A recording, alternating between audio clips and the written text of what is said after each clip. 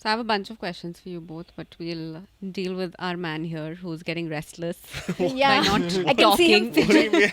It's This like is if so you much don't fun. entertain the kid who's around, the adults can't converse. Okay, tell us. What? What is your process? So Aryan Gayu, what was the process? With me? Tell us! Yeah. Tell us how you made the video. Yeah, I have a question. There's a lack of respect.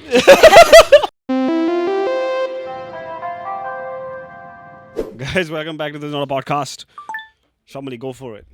Okay, so today I thought we'll do something different and we'll do a deep dive into what we all do for work, because a lot of people ask about like how to be a creator.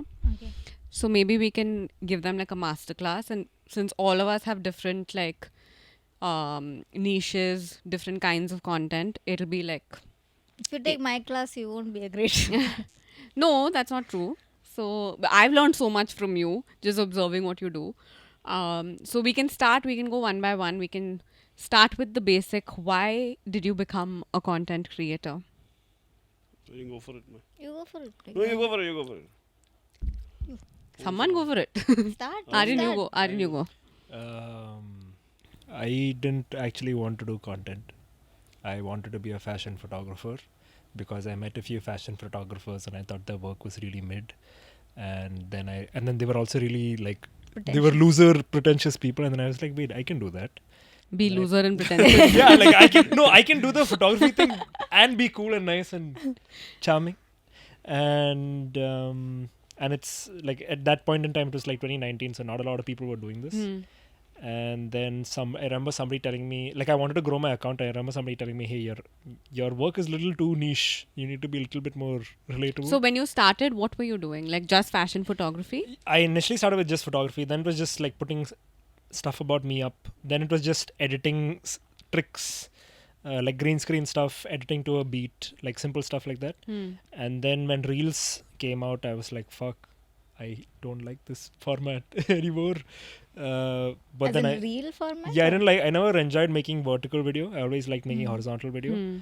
And I think that it was like a mental block that I set for myself. But yeah, then I realized I was good at editing videos, and then So it just went on basically from there. your creator arc was by chance. You set out to be a fashion photographer, and then while going through the process you decided to do videos generally. Yeah. Okay. And like how's it been so far? Like, can you give me like a breakdown? Okay, you said you started with like editing to beats. For someone who wants to start out creating content, like vlogging, like you do daily vlogging, what should their starting point be? I feel like literally just learning to edit to the beat. Like a lot of people don't understand rhythm, and that's what makes videos feel off. Just knowing how to like structure a video, write a script, I feel like learning how to use your voice is a skill. I feel like speaking to a camera is a skill. And the biggest thing I think people don't realize, at least when they're making the kind of videos that I make, is you just have to experiment, and not every video has to be put out there. There are so many videos that I've made that I haven't put out. Maybe because I don't feel like they're good enough, or I don't feel like putting it out. But I see those as practice runs. I feel like a lot of videos, when you take away the expectation of, I need to upload this and it needs to be a great video, it needs to hit 1 million views, that lack of expectation makes the process of making videos fun. I think when the process of making videos is fun, the video itself is fun. Correct. Okay. So we'll just finish Aryan's and then we'll move on to you guys. So it's more easy just to understand for people. So, okay, say you're making a video tomorrow. What are the steps you go through? Like, what is the first thing you think of? Do you think of a shot and then center the video around that particular shot? Do you think of a script and then think of the shots later? Like, what comes first? So usually there'll be like a core. For example, I want to make a video about Agram's book. The book is about bullshit. So the rough. There's one main topic. Yeah, so that's the core of it. So I already have an idea if I want to do a montage of me reading that book in different places. I know I want to do a montage of people reading, like Sharta, you, Gayu, Papa, reading different quotes from the book. So then it's just about getting those things, and then in the edit, figuring out how they fit together. I feel like when you can script a video from end to end, and you know exactly what every shot is going to look like, everything comes out very obvious. Like it's not an exciting video to watch because it follows like a very linear structure. But when you're figuring it out as you're editing, you notice things that you wouldn't notice when you're just ideating. So that's when the insight comes in and people are like, whoa, how did you think of that? I only thought of that because I just got to that point, and then when I got that option, I was like, okay. So like I made a video about street lights, and it was when I took the shot of the lights from the window, I was like, fuck, it does look like constellations. Maybe I can connect this street lamp to the street lamp to the street lamp. So And while editing, So while editing, the sometimes- idea comes up, and those are the Right. best ideas, honestly. Right. So the scripting aspect, like when I look at videos, for me, when it's a scripted video, the copy has to be like it, right? And in my mind, unless the copy is like outstanding, the video doesn't make sense to me, right? But do you also have that kind of a outlook that your scripting is where everything changes? Like, is the It used to be that way for writer- me, but recently, like with the kind of, I wanted to learn to speak better on the podcast, which is why I decided to talk it to the camera and make the videos that I'm making right now. So now I just go in with a rough idea of what I'm going to say, and then I just freeball it. Like it's like I'm trying to combine, like I've always wanted to do stand-up comedy also. So I'm also trying to combine that skill of just improvising while I speak, and then while I'm speaking itself, the ideas come. yeah? So it's been a So you fun have to process. be a little spontaneous. Yeah, I basically. feel like spontaneity really helps with videos, especially like that's why I think the least effort videos do the best generally, because there's an element of spontaneity, and it's also the feeling of another person being like, oh, I could have done that too. Got it. So, Got it. And for someone starting out, do you have like certain tools that they should sort of gamble with, experiment with? Whether it's for instance your phone, your editing software. I think gear doesn't matter. I think you can record all your voiceovers on a phone in a quiet room. Pick songs that you enjoy listening to, and then edit it to that beat, and you will invariably make stuff that looks and feels good to you. And yeah, that's pretty much it. And then take it from there.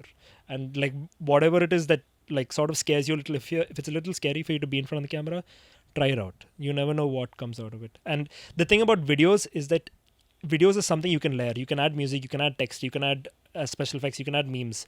So even if one layer of just your face talking to the camera feels mid, there are so many things you can do to that to make it better. To enhance Whereas, it, yeah, yeah. whereas photography, it's like the photo either looks good or it doesn't. Mm, So yeah, I feel like videos you can cheat a lot. got it. And like, do you recommend any, like, should people do like a course in No, editing I or don't- writing or whatever? I don't think so. I think just experiment.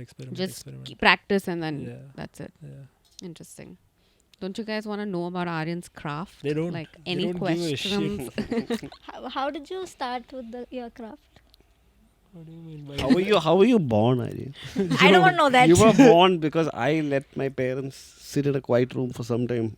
If I disturbed them I was that night, scared where that was going. if I disturbed them that night, you wouldn't even be made. Okay, and You're right. You know, I owe my life to my brother.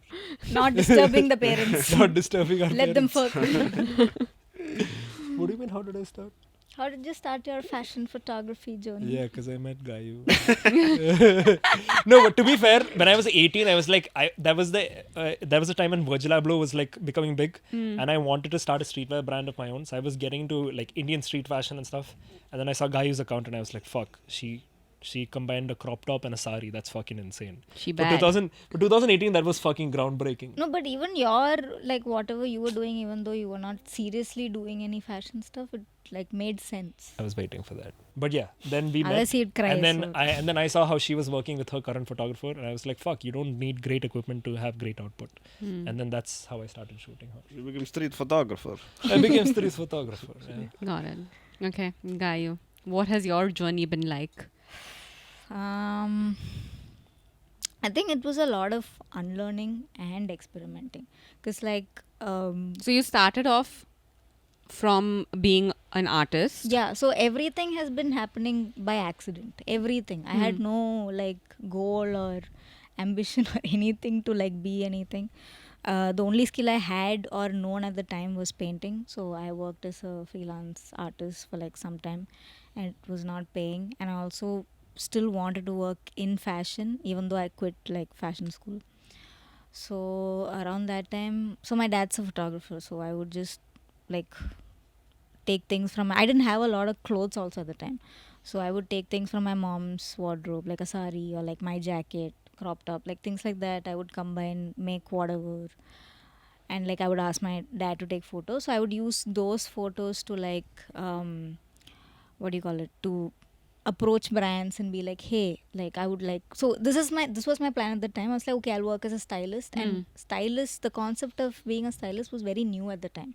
This I'm talking about like 2016, 17, that time. Yeah. um Yeah, I don't think we knew about stylists Yeah. and the What does job. stylists do? They basically They source from different brands. they like source, for, so yeah. basically they dress you for any event. But they also source the garments. They Yeah. get the garments. From your Sourcing is jewelry- basically instead of so when a celebrity is wearing something, they don't necessarily own Buy that it piece, or- right? yeah.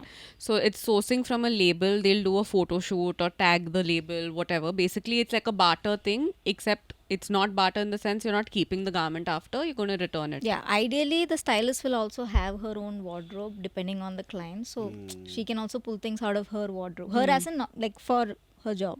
Yeah. So it'll be jewelry, shoes, accessories, clothes, things like that. But obviously at the time I had budget for nothing, and to make this, so I was told make a portfolio, but I couldn't go up to people and talk to people and be like, hey, will you model for me? So I was like, easiest way out, I'll just Model put it for on myself. myself. I didn't think of myself as a model, nothing. In fact, I hated being in photos, so I was just like, okay, fuck it, I don't have to pay anybody, talk to people. So I sent out those photos, and then I would approach brands being like, hey, I can style, shoot the thing and send it back. You just have And to. these brands were based in Kochi. Some or- in Cochin, some, mostly it was like north, like Okay. Delhi brands, Bombay brands. Got it. First one you did was a jewelry brand. Jewelry brand, Amma jewelry. Amma, Yeah. First one was jewelry, then second was like clothing brand. And my friend, my classmate from college had a clothing, like a store at the time. So I would like style for her, make some, so it was like practice for me also. But it was very hard because this job also used to pay peanuts. But like I was trying very hard to like make some kind of a footing in this Yeah. industry. But in that process, I got played a lot. People would not pay me and like, just be like, basically I was working for Negotiate free. and- Yeah. Which still happens, but yeah. Now that you time, have a stronger hold. To yeah, now there's some like backing of, you Yeah. can't just whatever. So that kept happening, and that was also not paying much. Then I think initially when I approached some brand, they were like, oh, can you model also? I couldn't say no because they were like, we'll pay for whatever extra or separate for that. So I was like, okay, that's good money. And that's how I started modeling also, and I was terrified of doing that. So I was like, okay, this is practicing for modeling.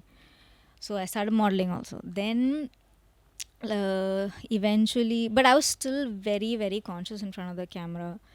Then COVID hit and I met Sharan, and till then I was very like, what do you call it? What's the word for it? I was like, I will not do videos. It's beneath me. I will not dance in front of the camera. That's beneath me. The Malayalam word for that is pucham. Pucham. Poocham.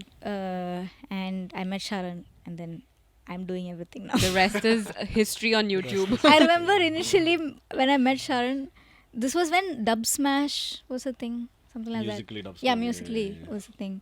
And there were a lot of these dancing, lip syncing videos, and I was like, Sharan, if I ever see you do this, I will not talk to you. 2 years later, I am doing all of that. Anyway, so that's what I meant by unlearning, because I Yeah. thought there is a format to anything. Like the moment I like kind of started to establish myself on social media, I thought, okay, everything has to be aesthetic, everything has to have a grid. Like I went through all that formats. That was like a micro trend of everything is a micro trend. Yeah. So it was a lot of unlearning. Even now, like I thought I was against making like low effort videos for myself. I don't know, it was a weird thing I had with myself. I was like, oh, you have to put in some effort, some thought. I thought that was it was like a weird principle I had with myself, unnecessary. But I'm over that also. So yeah, I'm still unlearning and learning a lot. But main thing was experimenting. Like my taste was really bad. Taste is something I developed over the years. You're saying your taste in clothes, fashion? everything. everything. That is so Editing, hard to believe. photos. No, like Like- I think before I met you, you should have seen my taste. Like I in changed her life. clothes, not you. Clothes, like makeup. Makeup, I couldn't even use any sort of makeup. And then I taught her. Why don't you You wanna put play some on this game? yourself, dude, then? Yo! Yeah, so yeah, I think my strongest what do you call it? How do you feel about equipment and like how do you I shoot? didn't give How do you? I didn't give a shit about equipment initially because I couldn't afford it. But then eventually, like when people were asking when I started, oh, what camera do you use or what lighting? Then I realized, oh, then it has that quality. I don't really. You don't need to. Yeah, like if you know the frames, if you know like the what you're wearing, how to style it, how to fucking edit the photo, and it was all self-taught. Everything was like on the go, on the job. I was learning everything, like editing to like even my editing style has changed, whether it's photos or videos or whatever. Even my modeling has like, I've eventually from when I started, it's changed a lot. Like I'm a little more confident with my body and I know what my angles are. So things like that. Even with makeup. So even like you mentioned, right, the more you do, the better you get at Yeah. it, even when it comes to posing and being in front of the camera. So like how does one go about that, like figuring out what your angles are? Is it just like trying different things? Like for instance, for me the hardest thing is when I'm shooting like pictures, I don't know how to pose. It's like I would either I don't stand- think that's true, but like yeah. no, I mean, but it's something because I know 2 poses and I will do that forever. Like so Technically, even I know 2 poses. I Yeah. just milk it. no, but that's what how does someone who wants to start modeling, for instance, how do they like go about doing poses? Okay, for if the hero piece in that particular shoot is a top, you know, how do you enhance the pictures to showcase that more? Yeah. Like what are some tips and tricks that you've now learned over the course that you couldn't? So for me, the biggest advantage was COVID, because that's when self-portrait was a thing, right? So I had all the time in the world. I had like nowhere to be, nothing to do. All I had was a phone. So, and that time I think I didn't even have an iPhone. I had an Android phone. So I would just wait for the golden hour to come and I would just experiment with my looks, whether it's makeup, hair, styling, whatever. But that's when I discovered, okay, this is my good angle, this is my bad angle. These are the advantages this is how I can take like advantage of the pose, because my body is not like the conventionally approved model Model-like. body or like Yeah. whatever, even like face, whatever. So that's when I fully milked that time. So I know now that's not a thing, but I feel like you have to, even if you're extremely conscious and you want to be a model, there's no way out of this. There is no easy way out. You need to experiment in front of the camera. You need to get comfortable, because when you're doing it professionally, because I model for myself most of the time. When you're doing it professionally with other photographers and things like that, you need to get comfortable with yourself, because the angle you like, the photographer. Yeah, I was just gonna ask you. So how do you communicate that? Like for There's instance, no way to She communicate. beats me. She That's what I literally- have the advantage here. If I take the wrong angle, she'll like fucking backhand me. okay, so you can do that. I can do that, but see, that's Because I the mean, thing. at the end of the day, it is your face out there, right? Like, But the thought process for most photographers and fashion labels is that the model is just like a stand. Model is Like you just feed ideally- the model and then they model do everything else. as derogatory as this sounds, you're literally a hanger for the Yeah. clothes or the product. It's an industry term. So you are not the focus there. How you look is not the focus. You are not priority there. You're literally there to model for whatever you're modeling for, whether Okay. it's a but But that I is think sorry. Yeah. Just to add to that, like Hrithik Roshan has this thing where he is so involved with how his face looks in a shot. Why are you laughing? I love him. Yeah. So he treats, like, I think I saw one video where he talks about his face as like a product. So he knows exactly how the light should hit him. He knows how the camera should be placed so Yeah. that the angles look good Yeah. on him. Yeah. I think you need to practice that with yourself to be able to be comfortable modeling. but no, for I example, think he also has the benefit of being Hrithik Roshan, where he That's can what- command. Yeah, that's exactly. true. That's Like yeah. celebrities have the upper hand Yeah, when it comes but- if they don't like a photo. So for me, the question is more like, I get that when it's about the brand and you're shooting for like a label, I get them wanting to highlight the clothes more than anything else. Yeah. But on your own channel, on your own Instagram and socials, for you it's a whole package, right? It's not just the product. It's also you need to look a certain Yeah. way. You need to feel good about it. So for you, do you focus more on yourself or is it the product that you're highlighting? I don't know if I've thought of it that way actually, but it just because I have to present it because I know I'm not the only focus, even though it's coming through because it's coming through my platform. People are here to watch me technically. Yeah. First option, right? Secondly, is the second part is the communication of what I'm selling, whether Yeah. it's an ad, Mm. if it's an ad. So I don't know. I just as long as I look good, for me personally, that confidence naturally comes. Even if it's I'm not talking about full face of makeup confidence. Anything. It can be the outfit. For me, if the outfit is bad, it shows on my face. And it shows on the video or photos or whatever. I am not interested. Got Like it. it really affects me. So I feel like if you're modeling, unless and until you're not comfortable with yourself, unless and until you don't break it, it'll show on your face. Like for me, the clothes, if I don't fuck with the clothes, it'll show. Got it. So I have a bunch of questions for you both, but we'll deal with our man here who's getting restless Yeah. by not I can see him talking. I'm just enjoying. It's like this is if so you much don't fun. entertain the kid who's around, the adults can't This converse. is so much fun. Okay, tell us. What? What is your process? So Aryan Gayu, what was the process? With me? Yeah. Tell us how you made the video. I Yeah, have a question. yeah, I have a question. I There's have a a question. lack of respect. Did you see yourself when they're talking? Not one I contribution am over there. listening. I have a question. Yeah, I have a question. So, most of you guys will not know Sharan as this Sharan Nair, but I grew up with a Sharan Nair that was very, They don't need to know this. who was very brand conscious of his own branding.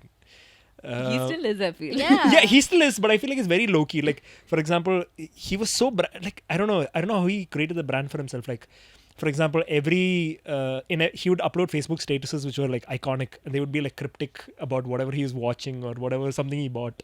I remember there was one about a pair of headphones, and people would comment being like, "Whoa, what are you talking about? What is this?" And one thing he used to do was He's the OG mysterious he's guy. the OG mysterious guy. One thing I remember he used to do was he'll never type anything with a C. Wherever there is a C, he will type it with a K. Yeah. That was, I think Our that's a millennial chats- thing. No, like our chats from back in the day, 2008. Cool was KOOL. No, that's what I'm saying. Most people in my school also did that. It is not. Yeah, but this is for this is a different gravy. I am telling you, like it was for We had a everything. problem. So I remember, like as a 10-year-old, you're like, fuck, this guy has so much identity, and you also want to be like that. I think you were not exposed to a lot of. Yeah, that's what I was No, as in, but people used to love it. People like Who are these people? Like people, he was very It popular. was all in him. both. It was all me. It was me in different hats. No, but in school he was very popular. Yeah, he In Moscow he was very popular. In Choice he was very popular because he had a very distinct style. So that one, He wasn't the cookie cutter. yeah, Thing. one. Why did you let yourself go, man? Because you look at old photos of him, he looks so good and he takes care of his, and he was so obsessed with certain clothes. Wow. With everyone else, it was process here. No, this is not me, no. No, I'm just curious. Like, what changed? Like, I feel like in a world where now everyone is very So obsessed with how they conscious. look and conscious and brand conscious, and everyone wants to be individualistic. You've taken a step back and you're much more effortless. You're One- not individualistic. No, as in you're more chill. Like you're not as putting in as much effort. Like, I guess because you see other people doing that. The So age, you let go. No, I think 30s. I'll tell you what. It's more like it's now cool to not be cool. okay. Like What effortless. Yeah, it is. It's. Do you not agree with putting that? Do you in agree with effort. that? Welcome to the Sharan Nair roast. Do you agree I with feel that? like this was planned. Okay, you answer Because this you don't question post and like then tell us your process. you don't post selfies like that Sharan Nair anymore. You don't edit photos Actually, anymore. yeah, you don't He used to post be selfies. into photography. He used to be into videography. Used to be into photography? He was into aesthetics as a whole. Now he's like anti aesthetics. No, but he's one of those photos where it's either good or bad, and it was always bad. No, he used to edit a lot of stuff on. I found out about VSCO Cam because of him. I found out about a lot of editing stuff because No, of him. but Aryan, he's still into edit. Every time I put up a story, he won't reshare it because I have not edited it. So I have to airdrop the picture to him so he can edit it and he'll put it up. I didn't know this. No, because I've told you this also. Sometimes when I see you like put in, when I say effort, like edit it and stuff, I'll be like, whoa, what is happening? So for me, it's a new thing. I don't I think he's know trying to if be you- nonchalant. He's trying to be Michael Olise. Like he'll put an effort into the weirdest thing. Dude, stories for no reason, okay? Like it's the most amount of effort I've seen someone put in for a story. I'm like, brother, it's there for 24 hours. I get it. So where is the question? Okay. Where is the fucking question? Why The question are is you why you nonchalant? anti-aesthetics? I don't think he's anti-aesthetic. His aesthetic is to be Anti. Uh, Do you look down on it? Do you feel like everyone else is trying too hard? yeah, I feel like everyone I think my aesthetic is not to make it aesthetic. It's just that when I upload photos, especially on my jerseys, I like to edit them. I like to color correct basically. It's not like editing. But I feel like when I was growing up, I put in way too much effort on my clothes, and I feel like I was always different.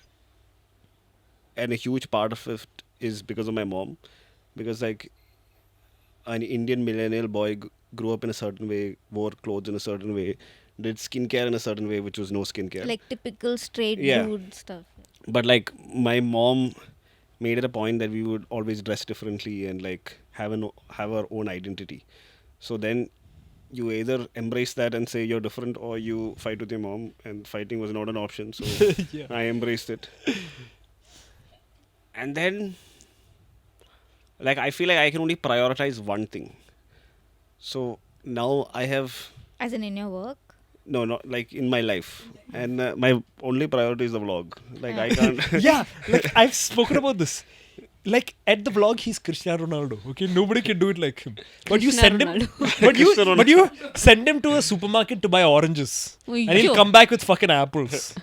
Okay, he'll come back with potatoes. He's Yeah. like clueless with like other things. Yeah, like for me, there are two things. For me, it's one is tunnel vision. Like I only want to be good at one thing. I only want to concentrate on one thing. And for everything else, for example, yesterday Shyamolie and I had a huge fight. But like for anything finance related, it's Shyamolie. no longer. For I anything, retire. for anything like fashion, it's like if I want to buy some new clothes and some new jeans, I will ask Gayu. For Aryan, if it's editing or like some life advice, I'll ask. So I He'll have just outsource. Yeah, I love outsourcing because I don't want to use Master my of one trade. yeah, I don't want to use my brain capacity for all of these things.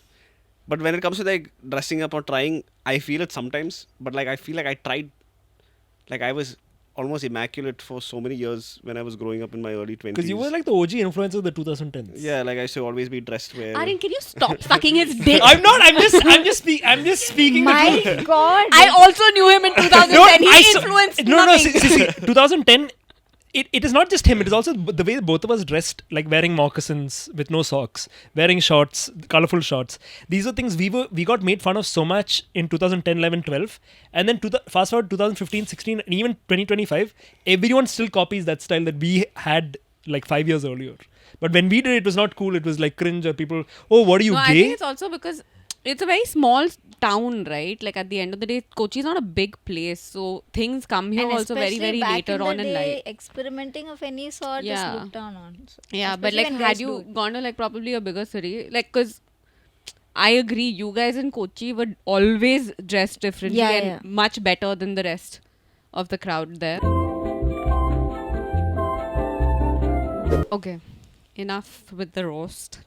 You guys were way ahead of fashion. I'm going to agree. But How did like- you start basically? yeah, what was your process? Because when I met you in 2020 and I met you guys all more or less at the same time, y'all were doing vastly different things to what y'all are doing right now. And that's the way social media is, right? The landscape keeps changing, so you have to evolve with what's happening. But when the whole world is on Instagram, there is one man who has solely dedicated his life to YouTube vlogs. Can you please explain? I'll explain. First, get a camera. Acquire friends. Put the camera up their nose. Done. But what is your thought? Why have you committed your life to long format when people don't have the attention span? I mean, we're shooting a podcast right now, so it's ironic, but I feel like certain times when certain people say certain things to me, it's etched in my brain. see, more mysterious man energy. Certain people say certain things to me.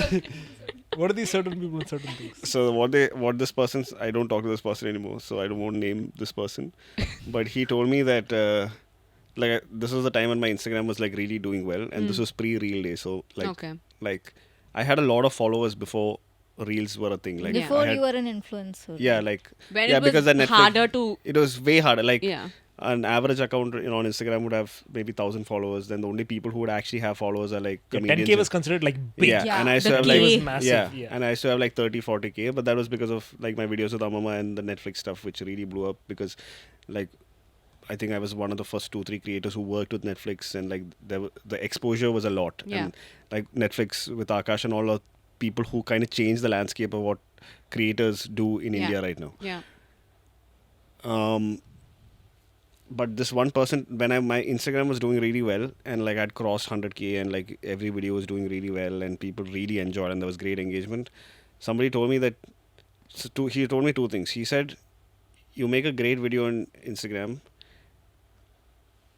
and after 2-3 weeks, that video just goes down the in your You profile, forget about it. and you Yeah, forget it's about not it. a It's gone." search engine, so you can't find Yeah, it. and you can't search. And the second thing Yeah. is you can't search for even if you make a great video, somebody can't come and search for that video because he has to literally. So it's technically gone forever in a way. So I'm like that for some reason doesn't sit well with me because I would like something which I put out so much effort for it to be searched, and if somebody wants to find it, they can find it. So that's why I started doing YouTube. And then he also told me, the second thing he told me is, so this is the time when TikTok kind of got banned in India because of the war, like the problems with China. So he said, one day Instagram could just die, like it could just shut shop. I mean, it's not shutting shop. I don't think it'll shut shop. But he told me this and changed my fucking life. Because I was like, okay, if I stop, because that was my only source of income. So I thought if Instagram stops one day, then I'll be fucked because like I'll have to do like a normal job or whatever. Like I'll have to start doing other things. So that's where it came from. Okay, but how, like, I understand this person gave you all this advice to move on from Instagram to YouTube, but your vlogs are shot in a certain way. It's not like, the lighting has to be perfect or you have to be dressed a certain way. It's very raw, very organic, very in the moment. So, how did you realize that is what you want to do? Because that's the only thing I know how to do. Because he's been doing that since we were kids. Like Tu he's been. spokesperson hai iska. Yeah, I had to bite. Like if you see the shot, I'm biting my lip to not say anything, but it's so hard not to say anything. No, because that's whatever said and done, that spontaneity to actually calculate a moment. Yeah. That's no, and not. insane. I think his biggest strength is not knowing that a moment is going to come, it's creating that moment. Yeah. Like putting people in that environment, in asking the right questions, everything. If you have to be scared of someone in this setup, it's Sharan. Yeah. I mean, being scared of someone is not a good thing. But so when was it that you realized, oh my god, I'm sitting on a gold mine because I have great friends, they're so funny, like I I don't have to pay them.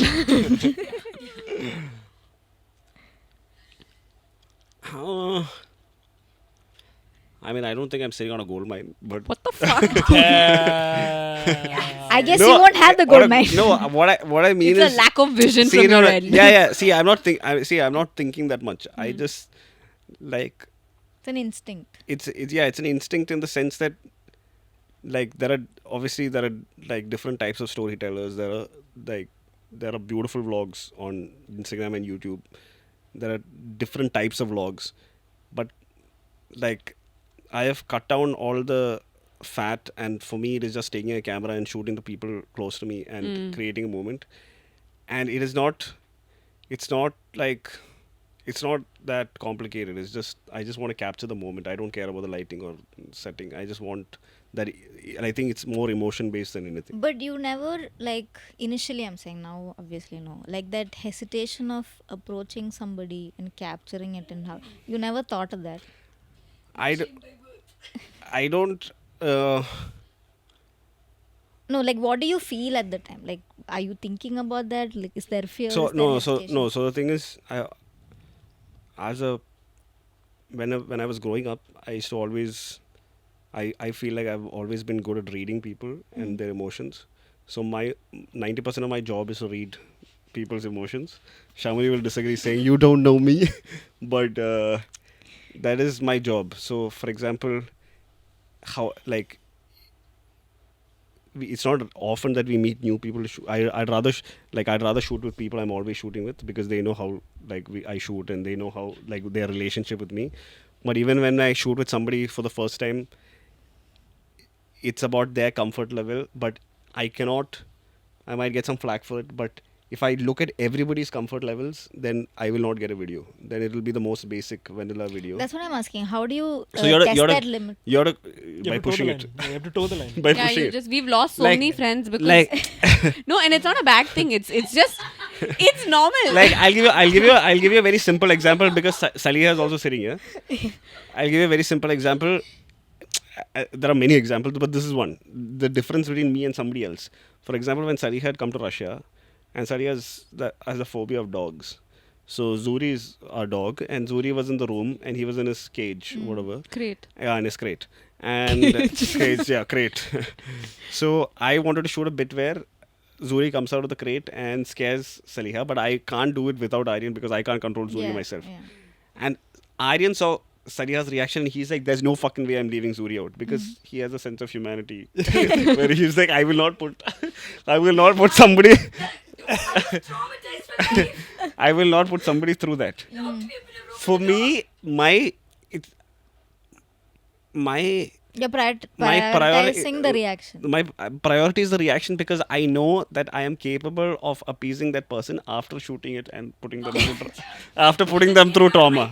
No, but I think that So we is- didn't do that this thing. Y'all did it. It's No, we didn't do it. You thought of this because you were thinking of things I said no to you for. no, there is a bit. There is a bit, but But it's how not I a full-fledged- yeah, if I was Aryan, I would have just pulled the crate and then If you were Aryan, there would be a camera set up there. You would not be in the room, and Zuri would attack. I feel like today I would do it, but at that time it was also my first time meeting Shat after he started the vlogs and stuff. So I was not familiar with you had his an game. excuse ready, bastard. I was not familiar with his But game. it is No, and also I think with Sharan, from my analysis of what you do is you will shoot your bit and put us through these situations, and then you will also, like you say, appease us with a gift here, with a meeting there. No, it's a good thing. I mean, you are getting your way also, and we're getting our way out Yeah, of it. see, I feel like it's a couple of things. The difference is with a lot of other content creators and with a lot of people that you meet in this space, you can't tell if they want to genuinely be friends with you or if they want to make content with you. But with you, it's very cut and dry. You're like, okay, this is a relationship. We are going to shoot content together. I'm going to irritate you, and we are going to get a reaction. But at the end of the day, I still love you. Like that reality, that honesty is always there with you.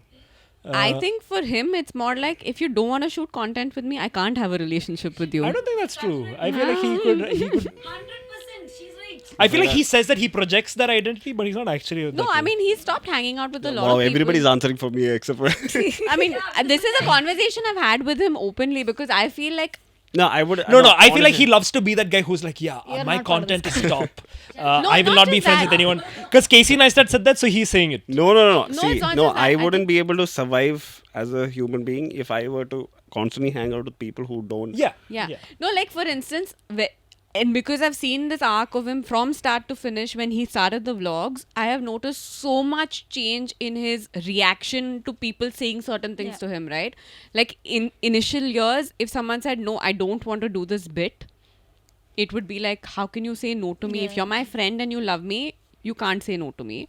Whereas now he understands there's empathy. He's like, okay, fine. If you can't So do it, fuck, man, I pay. I'm giving you a compliment. Yeah, but I'm giving you a compliment. Everybody is evolved. You have evolved too. It's a good thing. No, but also this appeasal thing also happens because we have that relationship. Yeah, it's only Yeah, because of the it's- relationship.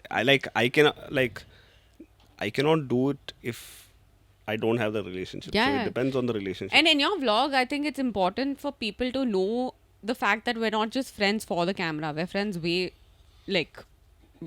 without the camera also talking to each other. It's not that it's a show.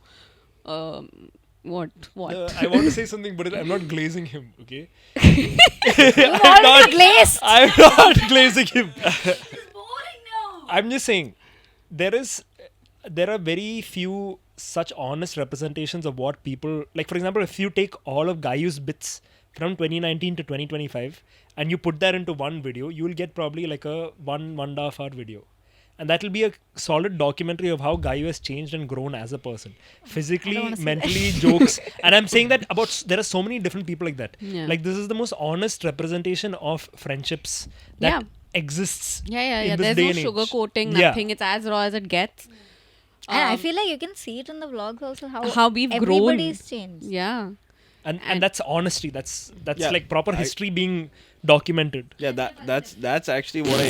Which you come here and speak then. Come here and speak more. That's actually what I enjoy doing. Like I like to see the arc of people, but the thing is, there will be good times and bad times. I'm just saying that in bad times, why that relationship is important so that the person can sometimes forgive me. Yeah. All I'm saying is you've now understood how to nurture the relationship aside from content. Earlier for you, it was if you can't shoot with me, I don't want to talk to you. But now it's not like that. Yeah. I guess. I mean, No, I mean I don't know. It shouldn't be a no. It's that I like to be around people who are allowing me to shoot with them. If somebody came and told me blanket, I don't want to shoot with you. It's I see that as a threat. And I Threat don't want to threat as in like it's when you say you don't want to be a part of my videos. Maybe I'm not putting in my videos either way. But when you say it and you make it When a you statement, go out of your way to say that, it, yeah. then suddenly don't want to hang out with you because it doesn't feel like it comes from a friendly place. Like there are a lot of people who will Like you're not comfortable either way. yeah, around like for them. example, Saliha recently told me, oh, there was a person who didn't want to come to my house because he didn't want to be. This is for everyone watching. My priority is the 5 closest friends of mine. If you are in the background, if there is one question being asked you, that is because you are just there in that place, time and place. You are not the star. I couldn't give less of a fuck whether you came, unless you're like, I don't know, the biggest star or some really beautiful girl who will get me insane amount of views. It doesn't matter. Like a lot of people say, oh, Sharan is shooting, I can't come. Like we had a situation in Dubai where we didn't end up hanging out with a few people because they said they won't come. Because they said, oh, Sharan has a camera, we don't want to be seen on social media. But these are people I've never hung out with, I don't even know. My and job. in case if somebody says, hey, Yeah. can you not? And whenever somebody has messaged me saying, hey, can you not put this up bit or in whatever, or whatever. then, we have a conversation about that. But No, there is. How many people have you had this conversation? No, except for Saliha, everybody I've had a conversation with. No. There are instances where sometimes you feel, hey, are you okay with this? And that person has agreed. Yeah. And there are certain times when like some people, like I remember shooting with one person who was okay. I am not going to name this person, but she was okay being half naked, but she wasn't okay sweeping the floor. She's like, you cannot shoot me sweeping the floor. Not that. It was cleaning up after having done something outside on the road. But like sweeping, but like picking up And it was only showing her in good light. in good light. Oh my But god, she cares about the but maybe environment. that is some place she's coming from. So she's like, I don't want that. So I was like, okay, never. We I have questions about this. and the thing for me, one thing I also realized is when somebody says don't put it up, in that moment of time, I take it very personally. But what I've realized is if I let that bit sit for 6 months, then I don't give a fuck about the bit. Like it's like back then I cared about it a lot. Now it doesn't mean so much, so I can let it go. Okay. I mean, I have a few questions like as a follow up based on what you guys have said. Wait, your turn. Yeah, you tell us. This is not You interview. tell us. This is Yeah, not because interview. you have come from a completely different background. No, so funny thing about Shyamolie is I don't know if I've said this on the podcast before, but it is annoying sometimes when this is especially when we were starting off, when we were shooting videos, at least from my side, because I was just making videos with my friends and family for fun. I didn't think that somebody would not want to be in a video with me. Like I couldn't even process that information. That's says more about you than about Yeah, Or that is like not when I Shyamolie's realized, when I realized that there are certain people on the internet who don't like me, I was like, what the fuck? How is that even possible? So I remember when I first met Shyamolie in Link Heights, when we were shooting something, I didn't ask her because I thought she's going to say no, and then I'm going to get annoyed because suddenly I've started 'Cause how hearing. can she say no? Yeah, no. I've started hearing that some people don't like, my old friends didn't want to be a part of my videos or whatever. So I never asked Shyamolie. But then Shyamolie became a part of the video, and then she became part of every other video after that. But like, it is the one person where I thought, oh, she might have a problem. Because Maybe I did. You never asked. Well, now You you have have a a problem? podcast with me, so. Let's find out now. 5 years later. No, I mean, I remember telling you I want to shoot one video, which was, remember we did this video of us hopping? Yeah. in that. It took like some 12 hours to Yeah. shoot. No, for me, everything was by chance, quite literally. Like, had COVID not happened, I wouldn't know this is an avenue where people make a lot of money. And for me, see, growing up, I had two dreams. One is either be famous or be rich. Okay, there's no in between. And I was a lawyer, I was a corporate lawyer, and for me, the ultimate thing was to be known as the best negotiator on the table. And I think I was doing pretty good at what I was, sort of involved with at work.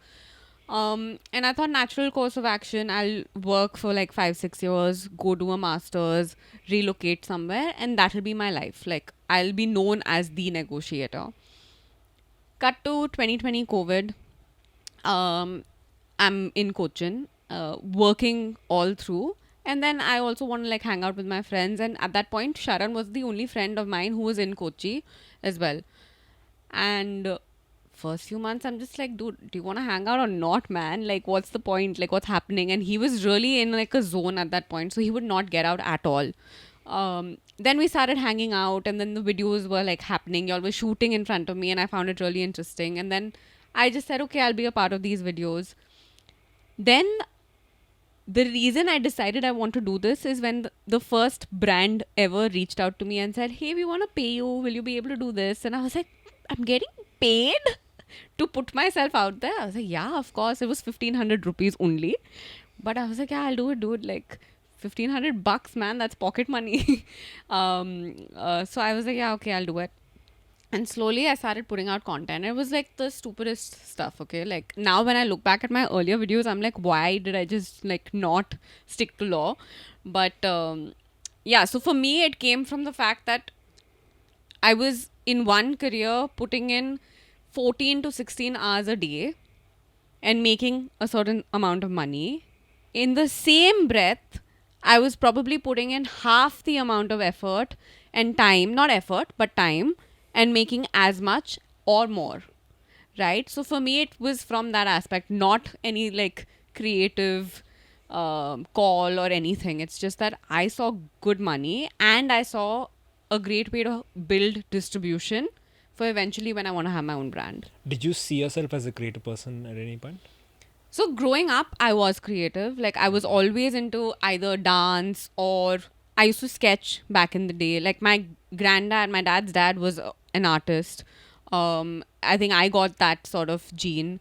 So I did have like creative spurts here and there, but I always knew I don't want to be a struggling artist. And at that point, when we were growing up, nothing in the creative space had money, right? You had to be 1 in a million to be making money. And I was like, I don't want to live a struggling life. Like, I want to be comfortable. I want to have a certain amount in my bank account, and only then will I be okay. So that was not an option. Like, I always did it as a hobby, but never considered it as a profession. Even now, when I look at my creative like journey, it's more about the fact that, okay, I'm building a community, talking about things that actually matter to me, doing things that make sense to me as a person, eventually I may want to sort of build my own brand, monetize my community, and use this channel that I've built. So for me, it's more business driven than anything else. So you don't see it as a creative endeavor necessarily. It's like a strategy based. It's not creative in the sense, for me the messaging is more important than how I package the messaging. Right? So if I'm talking about menstruation, for instance, if I'm talking about women related things, it's because that's something I relate to at my core. Whether I make an editorial sort of video or it's just me talking to the camera, however, it doesn't matter. As long as that message is conveyed and people can relate to what I'm saying, even if it's one person, two people, anyone. For me, that's more important. So I don't see myself as a creative person. I just see myself as someone who likes to talk about things that matter to her. That's it. So my journey has been very, very like by chance. And I have no shame in saying this, but I love looking at what people are doing. If it's something I've enjoyed watching, I will try to recreate, the entire, like, I don't know, like whether it's the editing style or whether it's like, oh my god, this outfit is so cool. Let me try and like see if I can style myself wearing it. So I don't take any shame in that. Yeah, I Like think you there's should try inspiration everywhere. So why not? Let's try everything. Yeah, Eh? you should try everything. Yeah.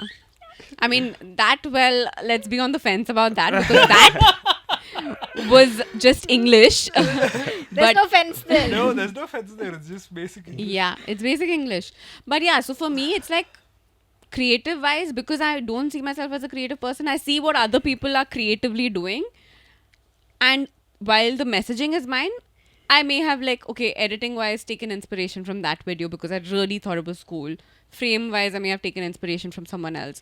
So it's like I'm just like chewing off of what's already existing, because I don't believe in reinventing the wheel and like being the first person to have done anything. Why should I? Like when someone else has put in that effort, I don't need to go from 0 to 1 all the time. So that's been my journey, guys. And what do you think of like equipment and stuff? Like, what do you like if you were to give How do you advice? recommend people start? So off? I don't, again, when it comes to shooting and stuff, I think your phone is as good as anything it gets. I have a camera, but I still end up using my phone most of the times. You have a camera. Ha- Nice. but I would like to start using my camera. We all But have cameras here, I guess.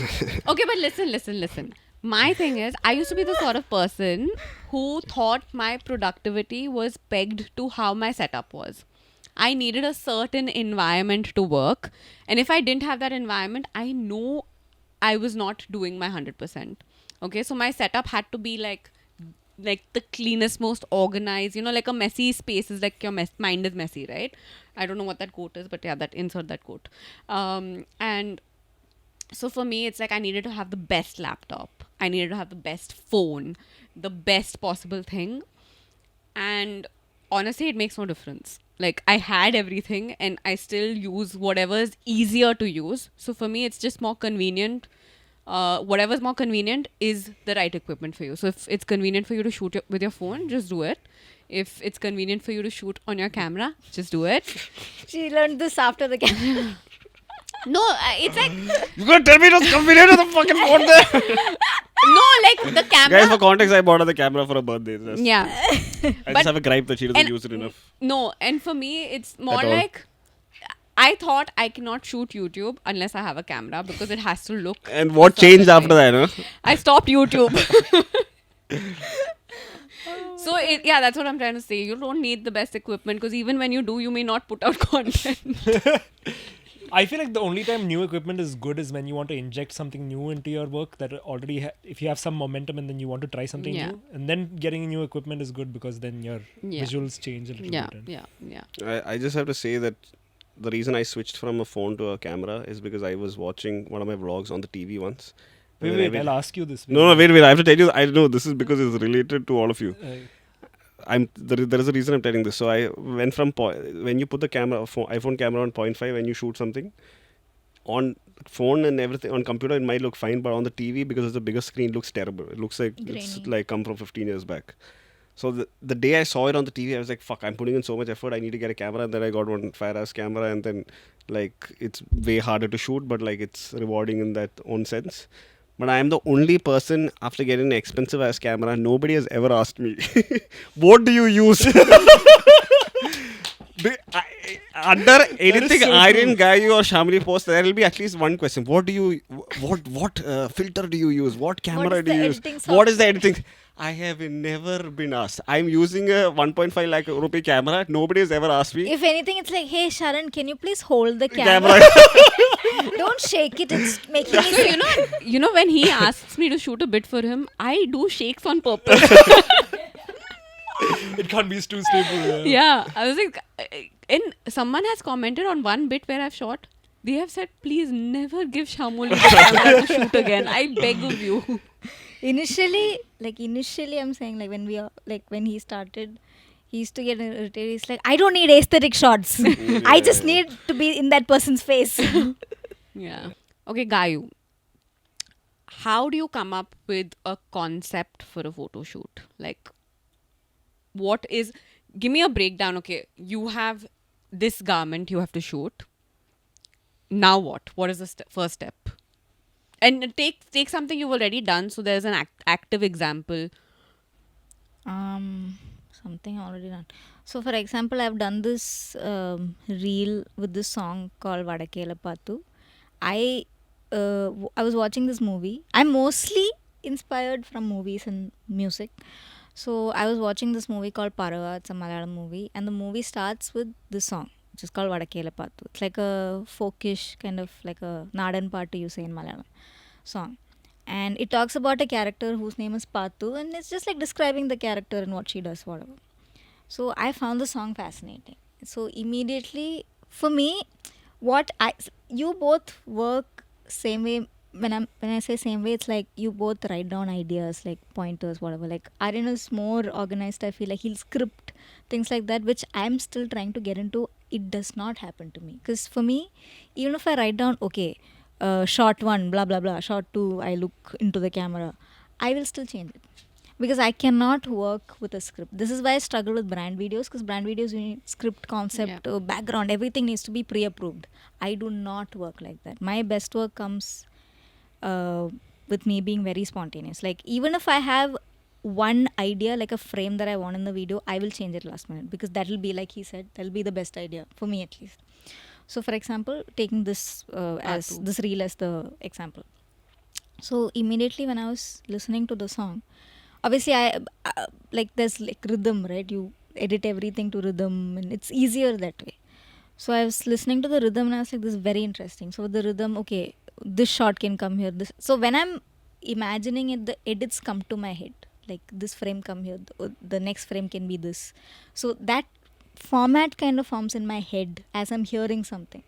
So Aryan and I do this exercise where we listen to a song and we each imagine like a style of editing. We do this thing where we pick a random song and we're like, oh, how would you come up? What visuals do you imagine? Yeah, for this? so we do that exercise randomly. So for me, it naturally comes where if I listen to a song, this is not how I always work, but for the most part. So when I listen to the song, the beginning, there's like 3 claps, like physical claps that happens in the song, 3 to 4. So I was like, okay, I thought of like a grid, like 1, 2, 3 frames, because reel format. And I wanted to show this character as very raw. Like very like unkempt in the way like how her body language is. Yeah. Like very raw, like not trying to look pretty. Yeah. That was my base core idea of this character. Not a basic bitch. Basically. Not a basic bitch, but a baddie. And so the first can be like close up of my mouth, like chewing, and like I don't have the most aesthetic teeth, so I use it to the max. So the third shot of me like sweeping the floor with so I can use that sound of the broom hitting the ground. And third can be like me fixing the broom, which is a very classic thing to do like in like South Asia. Yeah. So I thought of these 3 frames. These 3 frames, I'm like, no compromise, I want these 3 frames. So any of my ideas, I'll have at least 1 frame that I will not like go back on. Like, so I build around it. Rest all will just form as I'm shooting. Okay. And the styling and the makeup, all of that, do you pick up references, or again it's like, okay, I'm just gonna see as it goes? Yeah. So 90% of the time, it's a 50-50 of like my body is very androgynous. It's not super feminine. It's not super masculine. I fall very in between. So I play around that. Like there'll be like masculine elements could be my body language. It doesn't have to be like wearing pants. So things like that, like the way I look, the way I'm chewing gum, like small details. It's very hard for me to explain because it's a very like In the moment. in the sort of moment thing. kind of a thing. Like I don't write this down. Hmm. So that is the 50%. The other 50%, most of the time, I like to bring a South Indian element to it, like a Mallu touch to it, or like any kind. It doesn't have to be a Kerala this thing. Any South Asian touch I like. So that can be through jewelry, that can be through the makeup, that can be through the outfit. So like that was a brand deal. So I had to wear the sari, but how can so I was like, okay, I'll make the sari. I don't want to make it look pretty, so I'll make it shorter. Hmm. I'll tie it with jewelry. I'll make it like little different. I'll like have that choti things on my head. I was wearing boots with the sari, so I didn't want to make it like fully ethnic. Hmm. Chew gum, wear glasses, like messy eye makeup, like things like that. I wanted that character to shine because that's the core of that reel. So yeah, that's it. So especially when I'm modeling, I'm playing a character. That's why most of the time when you guys are trying to make me laugh, I don't laugh because I'm fully in that character Yeah. for the most part, at least. So it's a fun process to me also because eventually I'm very interested in movies Yeah, and of course. acting.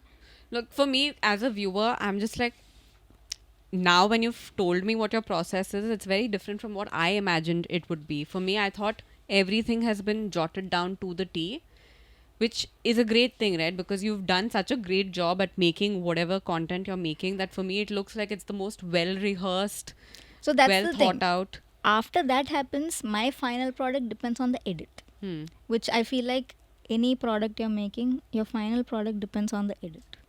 So for me, like even if I've shot the best shots, it'll completely, the entire concept, like you thought I had a process, right? That fully flips when I'm editing. Because as I'm editing, I'm like, fuck this idea, this is better. So for me, editing is what makes my product. Got it. Understood. Sharan, Nair. Yeah, I will be like, why are you old or something? No. I have a question. When you're shooting, suppose you have some bits that you put up and people comment like, oh, this is an old video. How do you organize your footage? How do you organize it at all? How do you figure out what bit you're using? Do you know, okay, this bit will get me these many views, so the rest of the bits can be lower effort?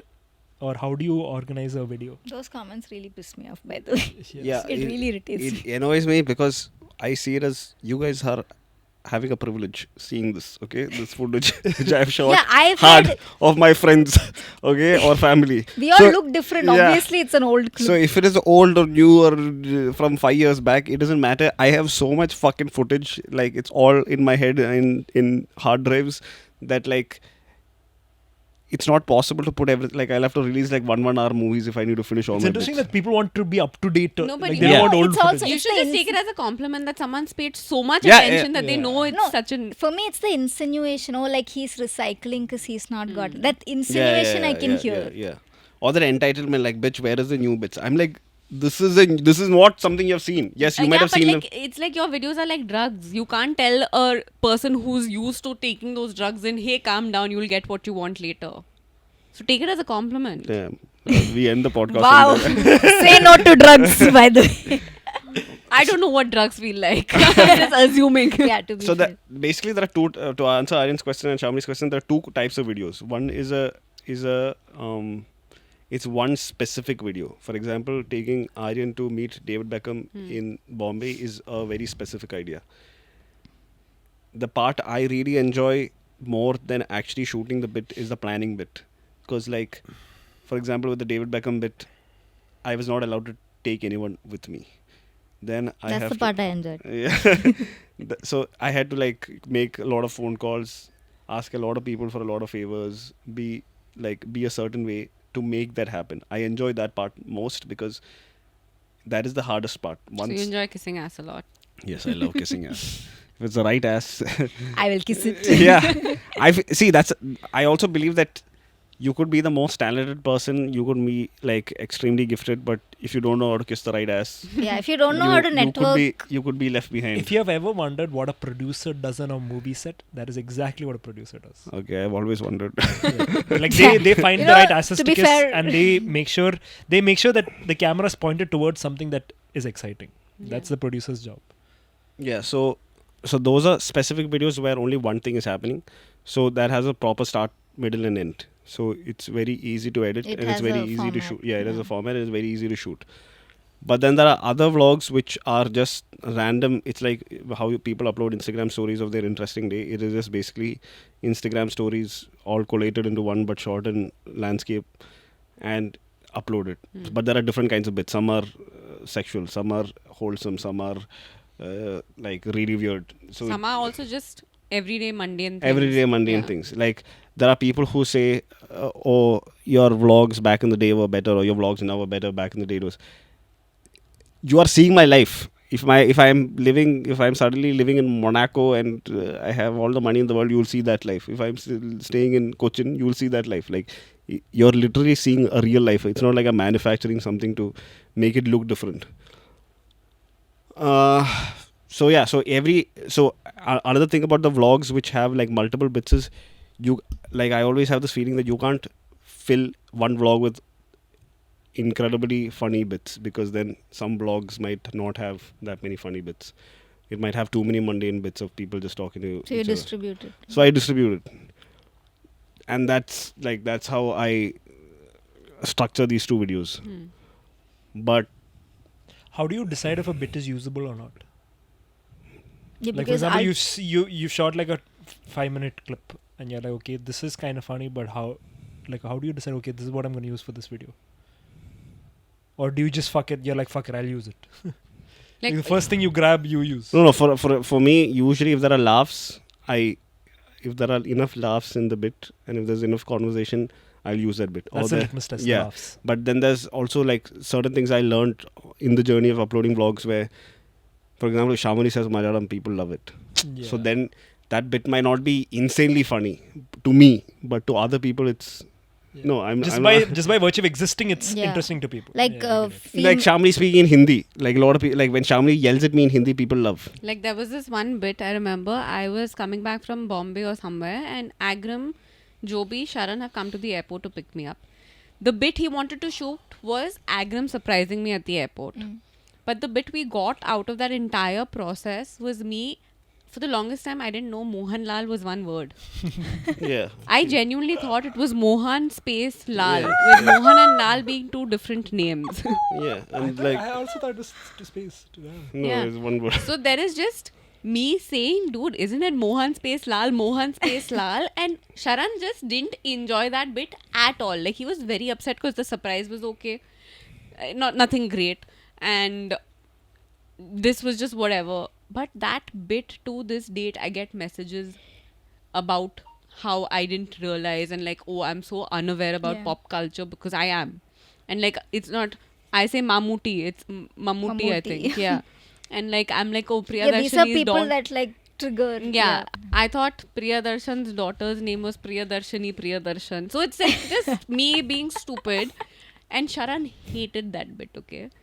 But the minute it came out, the Yeah, way people he's loved it. edited it, people just loved it. So sometimes I think because the nature of his vlogs is so unscripted, you will never know who you'll relate to Yeah. or who will like just suddenly like bring in all the laughs. So it's a very Yeah, like females swearing. Yeah, Very female swearing. It like it varies. Like you Yeah. can never predict. if someone wants to shoot like the way you shoot with their friends and family, just document daily life, what is, if you had to give them a template, okay, do this, this, and this, what would that template be? Like, would it be the start, middle, finish template?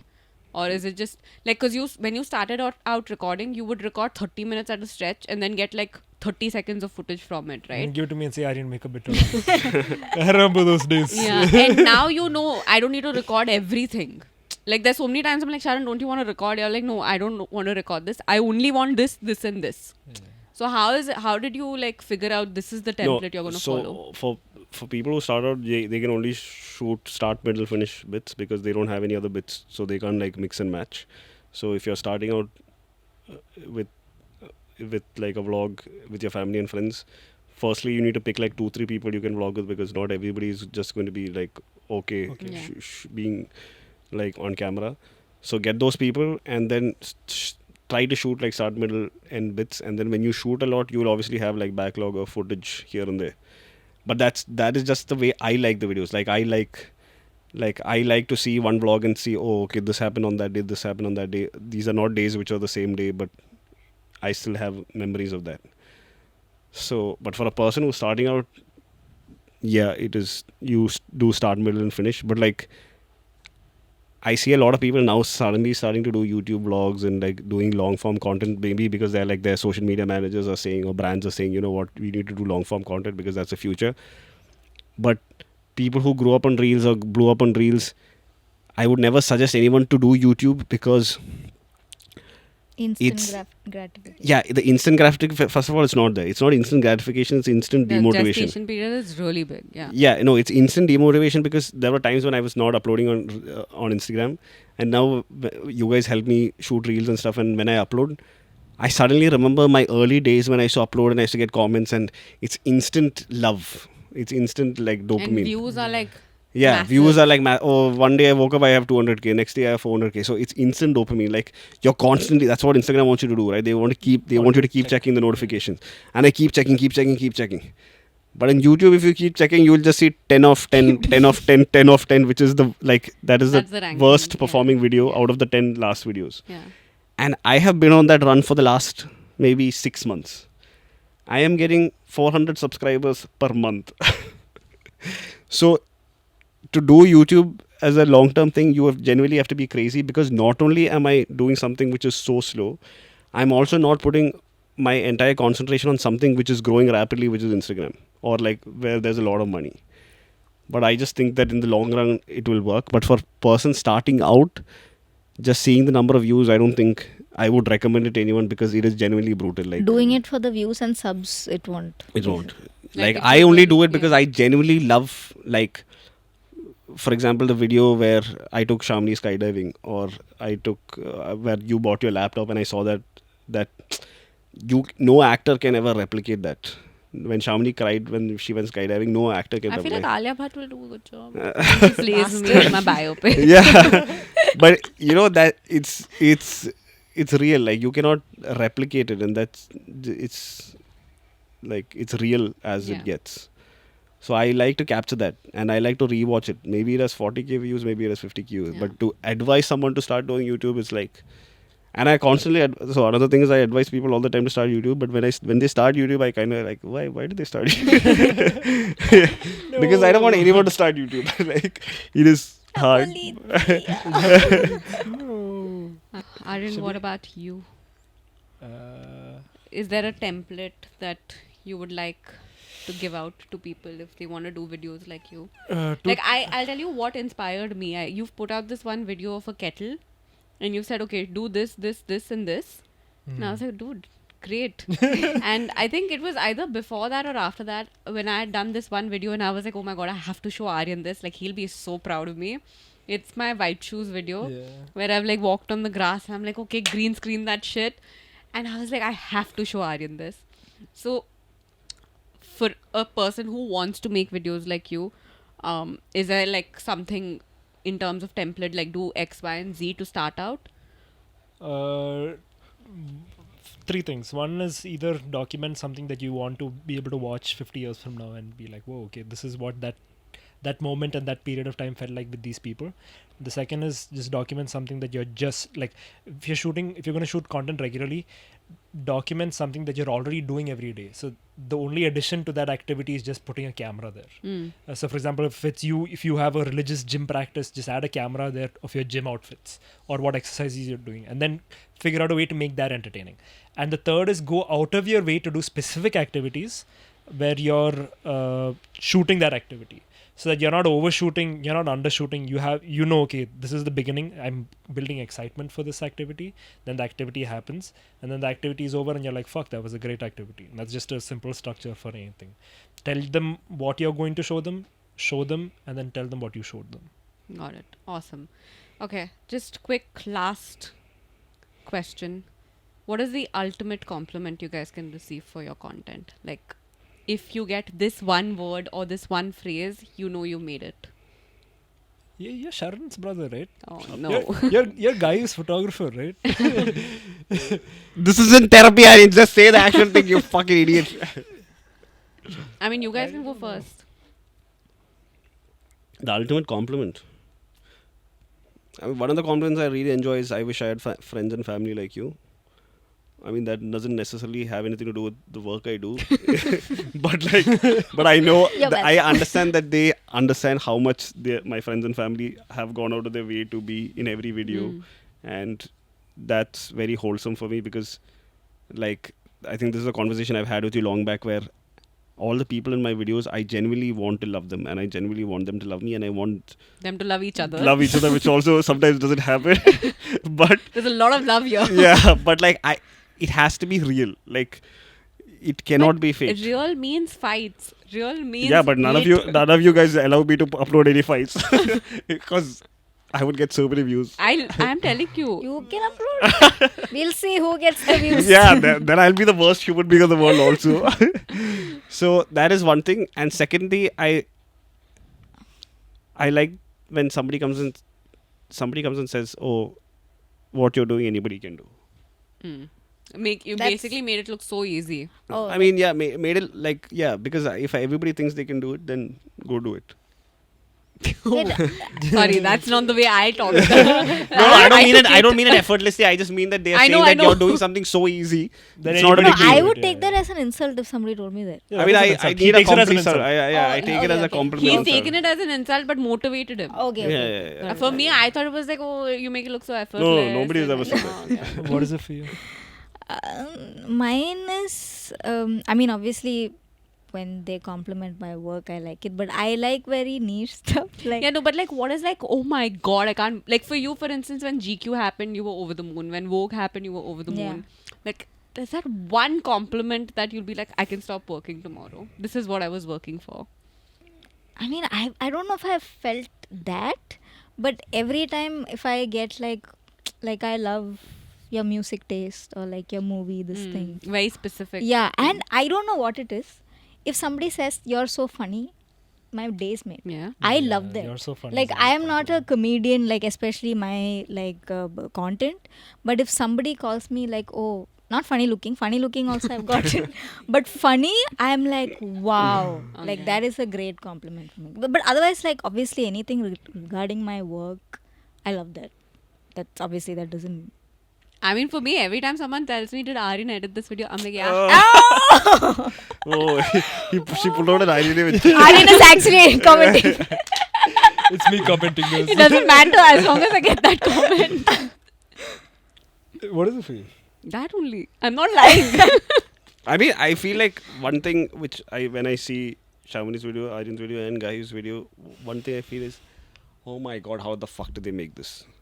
Like, I have never seen anyone as proficient in making brand videos as Madam Shyamolie Parikh here.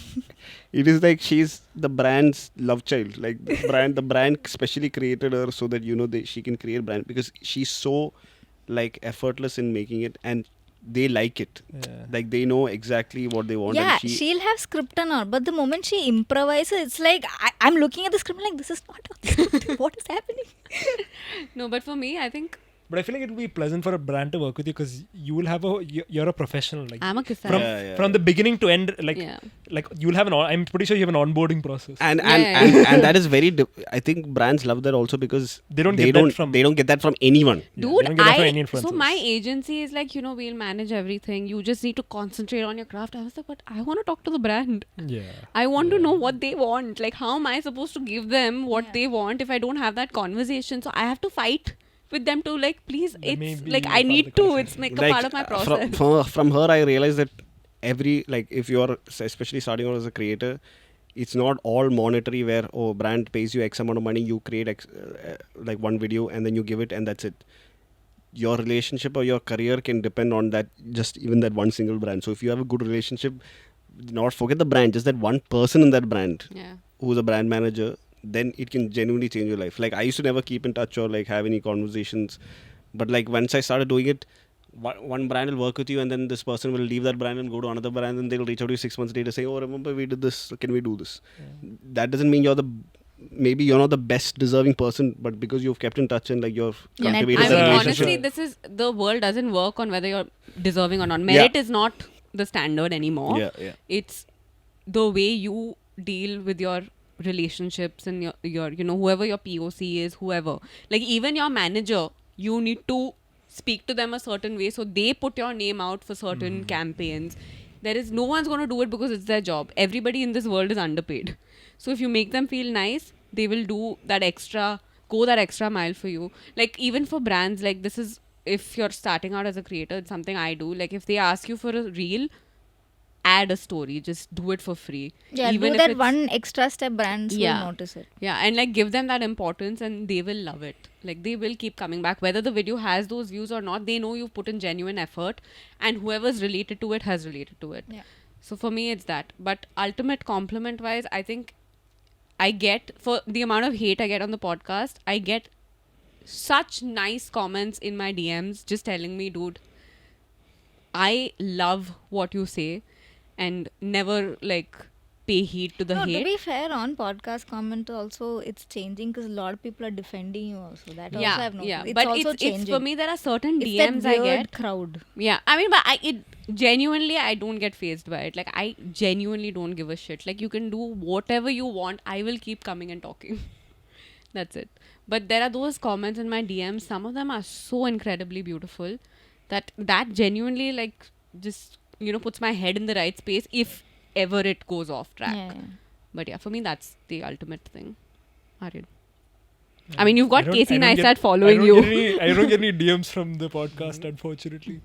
But I think I recently got a compliment which is like, bro, your videos are insane. Why do you edit like your rent is due? And I was like, that's a pretty good compliment. Then yeah, it's so funny is a great compliment, I feel like. But other than that, I don't know. Another thing I really like is, I was really depressed. Oh, Yeah. yeah. That's like That's like a really whenever I nice get a one. message like that, I always respond because Yeah. Any dream commenters? Krishna Ronaldo. Krishna. Krishna Ronaldo. Krishna Ronaldo's will be there. Krishna Ronaldo. Okay, guys, thank you for watching. Make some content, tag us. If I'm not glazing again. Oh my. Bastard. But if you just search Professor Pull your pants Lapierre, down already. Professor Lapierre, Sharan Nair, and you will see 13-year-old Sharan Nair doing exactly what he's doing Yeah. today. I Not honestly, even 13, I think 10. you need to bring that character back. Yeah. That Just the character is vocal fucking cords will be different. Because it recently popped up on my this. Aryan's suggestions. favorite commenter is Professor Lapierre. Okay, guys, thank you for watching. See you in the next one.